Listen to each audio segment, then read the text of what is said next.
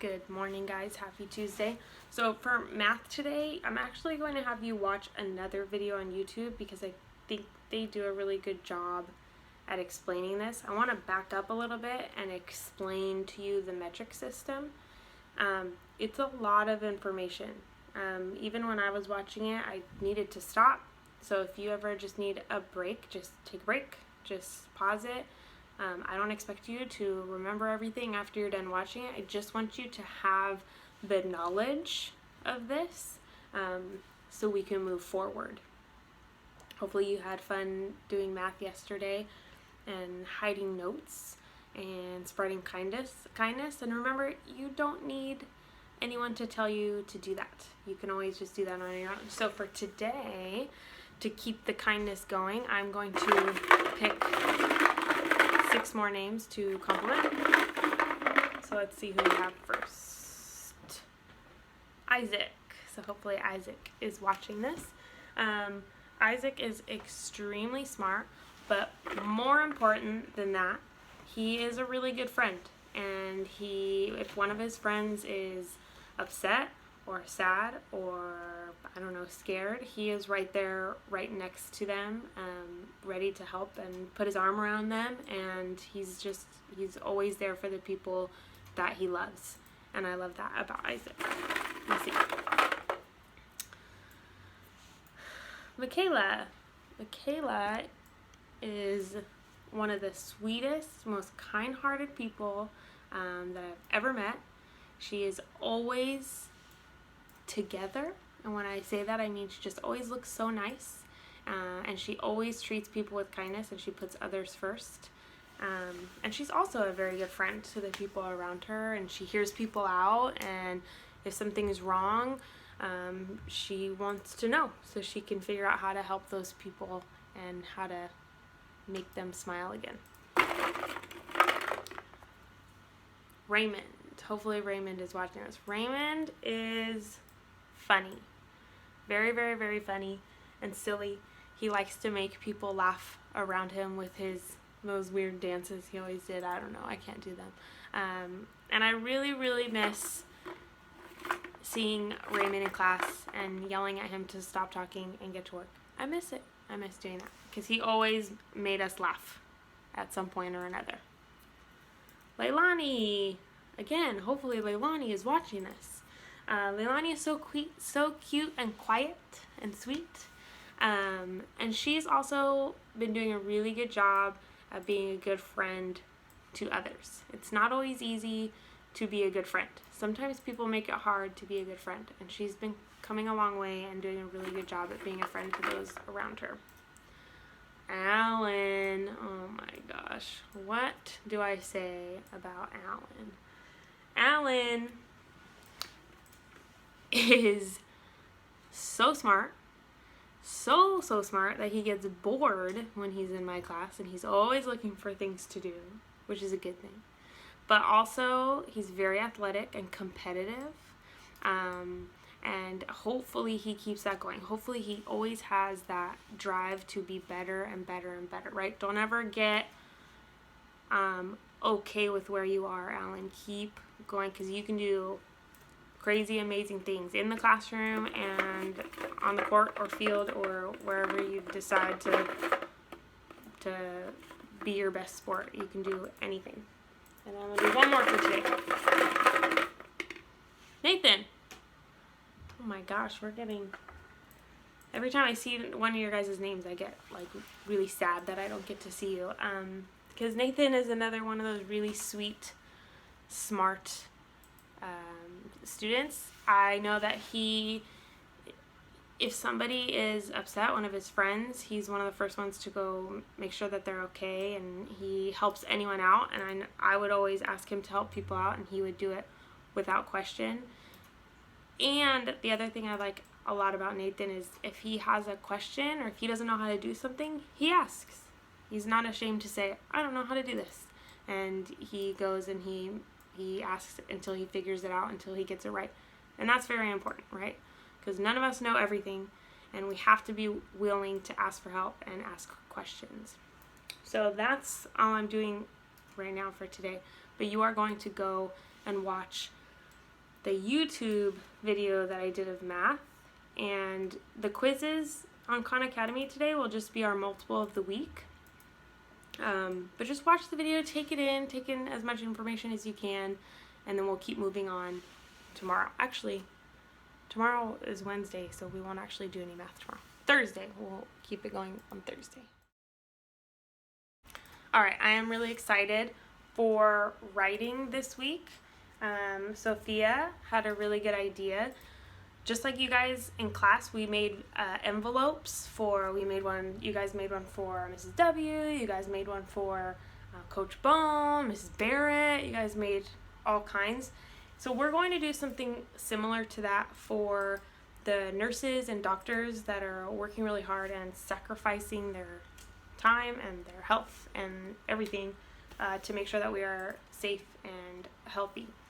So we're going to write letters. Now you have some options here because I don't have my pens, because we're not in class, and normally I would hand you paper and markers and you would draw pictures and it would be really awesome. Let's do this real quick.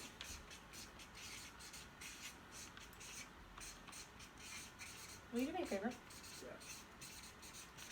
In my box of teacher stuff, there's a thing like this of like markers. Thank you, assistant, in the box of teacher stuff in the room, in the corner. Yeah, these are my. So here is some criteria for you. Thank you, sir. That we're going, and I'll take a picture of this for you. Right? Or gonna make people smile. I don't know where I'll take these yet, but you have some options. So first, you can type a letter. That would be an easy, I'm gonna drop my water. That would be an easy thing to do because you could just email it to me, right? I'll make an assignment on Google Classroom and you can type it in there, boom. Or because there's just something so special about handwriting a letter or drawing a picture. So what you can do is you can hand write a letter and draw a picture or pictures. And then what you could do, if at home you have to find out you have like a scanner, you have to ask if you have a scanner, you can scan that and your parents can email it to me. Or you can set it down on a table really nice and neat and take a really nice picture of it and send it, and then I will print it. Obviously typing would be the easiest, but like I said, there's something so much more special about handwritten letters and pictures and things like that. So you choose.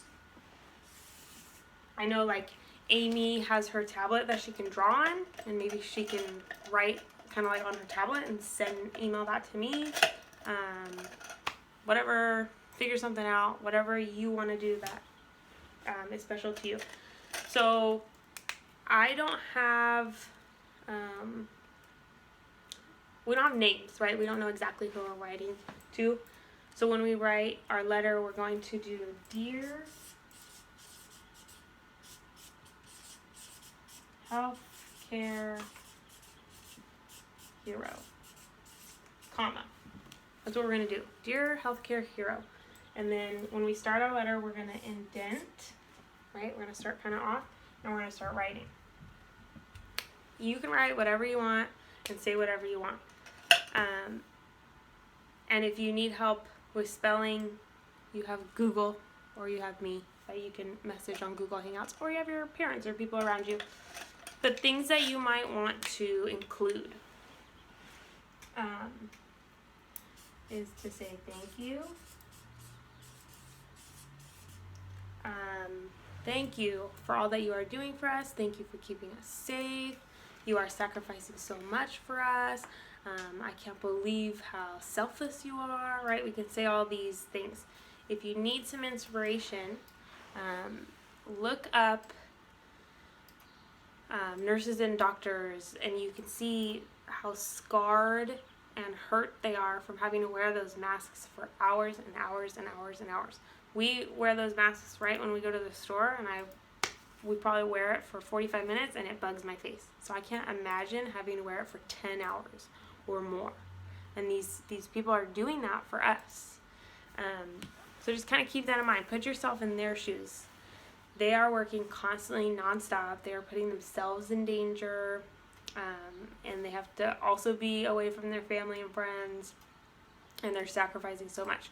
So you're just going to include anything you want. You're going to say thank you. You can tell them about you and why they are helping you out personally, and what it is doing for you. But we're going to focus on them and how amazing they are, and I'll deliver the letters somewhere. You're going to say all kinds of amazing stuff, and at the end, and I'll take a picture of this. I'm going to write sincerely, comma, and your name.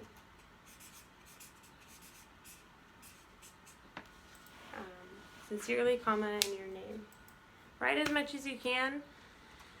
Don't turn it into me until Friday, because I'm going to be looking at it and I'm going to say, this is awesome, write more. Or I might have other things to say or notes to give you. And if you need help and inspiration, you can ask me. But this is what we're doing for writing. Alright guys, so for restart, we're on chapter 18. We're back to the perspective or point of view of Chase. Remember the last thing we read, Joel is back. He believes that Chase has changed, but he doesn't care, and he hates him. He still absolutely hates him. So let's see what Chase has to say. This first part of his text is in italics. So I don't know if this is something he's reading or something that somebody's saying that he's remembering. But let's say it looks like this. In italics, and it's kind of ... It is the finding of this court that the three juveniles, Chase, Matthew, Ambrose, Aaron, Joshua, Hockeyman, and Stephen Beresford Bratsky, acted recklessly and with malice, not merely destroying property, but creating chaotic circumstances that could have endangered the public safety. Further, this is not an isolated incident. It is part of a pattern of intimidation and misbehavior toward others. Therefore, it is this court's decision that the aforementioned juveniles perform community service until such time as their caseworker concludes that this destructive behavior has been corrected. So this must be what happened at the court when they got sentenced. Hi, Chase. When the hand grasps my shoulder, I practically jump out of my skin, scaring poor Brendan halfway back to the breakfast line in the cafeteria. My head has been spinning all morning. Dad asked me for my birth certificate so he could set up the appointment with Dr. Nugent. I finally found it in Mom's desk, but that's not all I found. I also stumbled on a copy of the court paper sentencing Aaron, Bear, and me to community service. So that's what he's reading. That's what was in italics.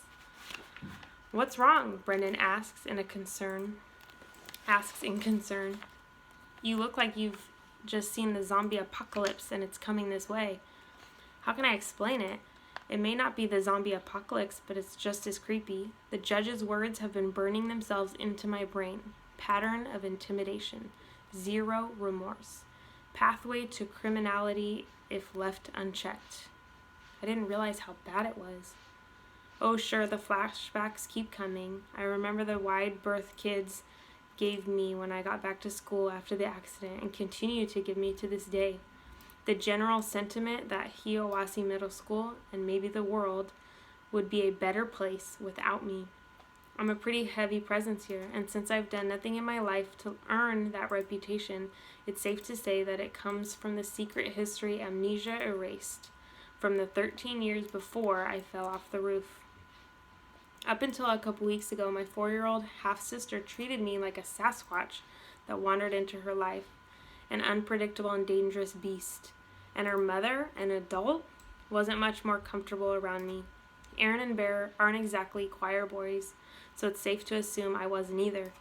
But in spite of the rough way they treat other people, they always have my back. That's loyalty, a good quality, isn't it? I close my eyes and see the empty velvet case from Mr. Solway's closet. "Brendan, how bad was I?" I blurt. An English muffin rolls off his tray and hits the floor. "What are you talking about?" he stammers. "Beefman never have happened if it wasn't for you." "I mean before," I press. "The old Chase." "Who cares?" he insists. "You were really different then." "I know I was different. Different how? Did I ever do anything to you?" After a long silence, Brendan runs a finger across his right eyebrow. When I look close, I realize there's a scar there, partly hidden and about half an inch long.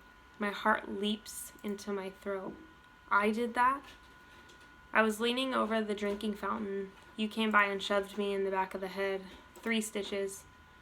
"Brendan," my voice is husky, "I'm so sorry." "You know the worst part?" he goes on. "You just kept walking.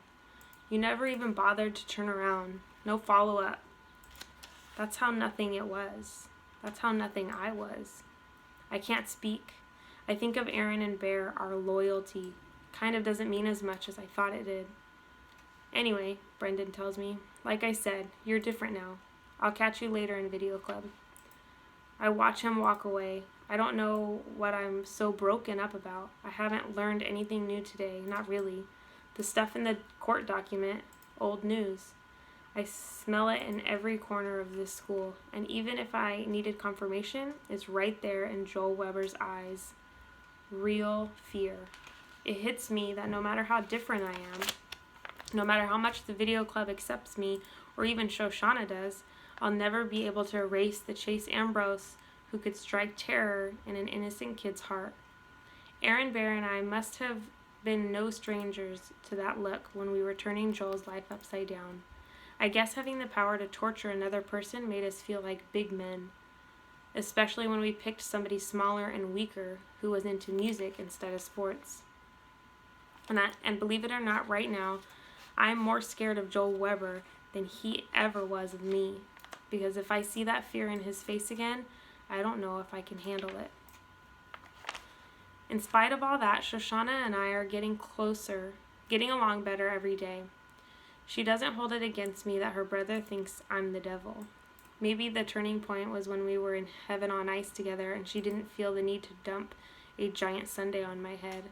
The important thing is we're good. She's promoted me to full co-creator of our video project on Mr. Solway, which is well into the editing stage. It's coming out fantastic. Editing has been tough since we have so much great footage. It's practically painful to decide what to cut. We even argue about it, sometimes change each other's minds. It's a real partnership. Although we're done shooting, we still visit Mr. Solway a lot. On the way, Shoshana stops at her house to back up our project on her computer. She's really paranoid that the school network will crash and we'll lose our edited footage, so she's constantly saving everything on a memory stick. It goes without saying that I'm not allowed into the Weber home. We don't actually talk about it. It's just understood that I wait outside while she runs in to do the data transfer. One afternoon, I'm standing there hoping Shoshana's mom doesn't glance out the window and turn the sprinklers on me when I hear music coming from the house. It's piano, and I realize this must be Joel, Hiawatha's musical prodigy. Obviously, it isn't the first time I've heard him play. Aaron, Bear, and I were in the auditorium to watch our firecrackers go off, so we must have experienced at least a little of his music, but it's my first time in this new life. He's amazing. And not just because he plays fast without making mistakes. The notes flow like a river, speeding up, slowing down, changing in tone and texture. It's almost as if the piano is singing. I wish I knew more about music so I could really appreciate it. I'm crossing the lawn, almost without realizing I'm putting one foot in front of the other. I'm following the sound, which seems to be coming from a side window. Before I know it, I'm at the bushes peering inside. There's Joel, seated at a baby grand, lost in his performance. I'm almost overcome with shame. We took this kid's talent and made him a target because of it. When the attack comes, I'm totally caught off guard. A supernova of blonde fur launches itself at me, clamping its paws around my leg and burying its teeth in the denim of my jeans. With a cry of shock, I stagger back, toppling into a large barberry bush. As I go down, my face and arms are ripped to shreds by the stiff wooden branches and tiny thorns. The dog is smart enough to jump off before I hit the bush. It stands at the edge of the flower bed, yapping at me. The music stops and Joel appears in the window. Then he spots me lying in the hedge. His eyes widen in shock. "It's not what you think," I blurt, even though the window is closed and he probably can't hear me. To Joel, this must look like his former tormentor is at it again, stalking him in his own home. How could I be so stupid? I try to get out of the hedge, but every time I move, I get scratched and tangled even more. Plus, that agitates the dog, who starts howling. A moment later, Mrs. Weber marches across the lawn, tossing over her shoulder. "You must be mistaken, Joel. There's no way Chase Ambrose." She spies me, then falls silent. Joel is next. "See, I told you, it's him." I try to explain. "I'm just waiting for Shoshana. We're going to visit Mr. Solway." "And that's a reason to skulk in our bushes?" Mrs. Weber demands icily. Technically, I'm doing more bleeding than skulking, but I just say, "I heard the music, and then the dog." "Mom?" Shoshana's voice. "What's going on?" Shoshana backs up my story, which, according to Mrs. Weber, is the only reason they're not calling the cops. The two of them drag me out of the hedge, which is even more painful than going in. "Good dog, Mitzi," is Joel's comment. I turn to Mrs. Weber. "I'm sorry for the disturbance. I came closer to hear the music, and when the dog attacked, I fell in the bushes." I add to Joel, "You're really good." He doesn't answer. His mother looks me over critically. "You're bleeding, and then I guess we can't let you walk around like that." She drags me into the kitchen and washes all my cuts and scratches with antiseptic. The good news is Mitzi's bite didn't break the skin. The bad news is every thorn and branch did. It's the worst agony I can remember since I fell off the roof, and I can't shake the feeling that Mrs. Weber is loving supplying it. It's the first time I've ever seen Joel smile. Even Shoshana is grinning a little, although she tries to disguise it with sympathy. I don't know what's worse, the pain or the reason they're enjoying watching me suffer. The next time I'm outside the Weber house waiting for Shoshana to back up the work, I keep my distance. Joel's playing the piano again. I hear it and I can actually see him at the keys through the side window. He glances up, spots me, and gets to his feet. I'm thinking, oh man, I'm in trouble now. He's going to sick the dog on me again. Or worse, his mom. Then he does the last thing I ever expected. He reaches over, opens the window, and goes back to his practicing. If I didn't know better, I'd swear he wants me to listen. At school, lunch is turning into the most stressful part of my day. I've been alternating my cafeteria time. One day at the football table with Aaron Bear and the Hurricanes, and the next across the lunchroom with the video club. I take a lot of flack from the team, who can't understand me hanging out with Dork Nation. I realize the players joke around a lot, but it's starting to sound less and less like joking. Even when I'm with the video club, it's awkward because Joel's there. We're not friends, but we both run with the same crowd. Usually I sit at the end of the table and Joel sits on the opposite side. One day, though, he comes late and the only seat left is right next to me. At first, I think he's going to bolt for the far end of the cafeteria to make a statement that he'd rather eat in another zip code than sit beside me. And he does hesitate a little. Eventually, though, he gives in and sets his tray down next to mine.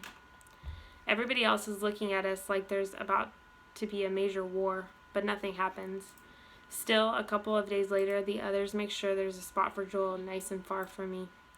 None of this escapes the watchful attention of Aaron and Bear.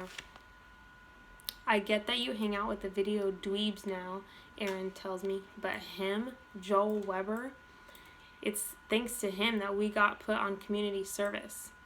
Yeah, and we never did anything to him, I retort sarcastically. Okay, fine, says Bear. But how are we supposed to know he was going to go crying to Mommy? We booby-trapped his piano in an auditorium full of people, I bark. I think his mommy would have noticed without him ratting us out. All right, you made your point, Aaron soothes. It wasn't the nicest thing to do, and we're paying the price for it. Aren't we? It's over, forget it. And why Joel, huh? I go on. I know you think all the kids at this school who don't play football are either dweebs, wimps, or losers. But how's he different from everybody else? Because he's small? Because he's talented? Bear explodes. Why don't you ask yourself? You're the one who picked him. You used to be a fun guy. Or did you forget that too? We did what we did because it was fun, and the more Weber lost his mind, the funnier it was, especially to you. Did it feel great when we heard he was going to that other school? No. But by then, we were headed for the Graybeard Motel, so who cared where they sent him? I can feel the color draining from my face. That might be the closest I'll ever get to understanding how my brain worked before the accident. I may not like it, but it's me. That afternoon, Shoshana and I finished the final edit on our entry for the contest. We titled it Warrior. Neither of us can wait to play it for Mr. Solway, but we make the usual stop to the Weber home for Shoshana to back up the work. Like always, I wait on the lawn while Shoshana heads into the house. She pauses in the doorway and tosses a look over her shoulder. Aren't you coming? A million questions whirl through my head. Did I hear right? Is she kidding? Will her mom kill me? Her brother? Her dog? Yet somehow I know that if I ask any of them, I'll spoil it, and the opportunity will be lost forever. So I follow her into the house. Mrs. Weber sees me first. She stares at me for a second and then goes back to the book she's reading. In the living room, Joel is at the piano as usual. He glances up at me, and the music comes to a momentary halt. He takes a long, hard look, and then goes back to his playing. I'm not sure why, but I feel an odd surge of emotion and have to swallow hard a couple of times. Even Mitzi wags her tail. So it seems like slowly and slowly he's getting closer to Joel and even Mrs. Weber, to the family. What do you think Joel is thinking right now? Put yourself in Joel's shoes.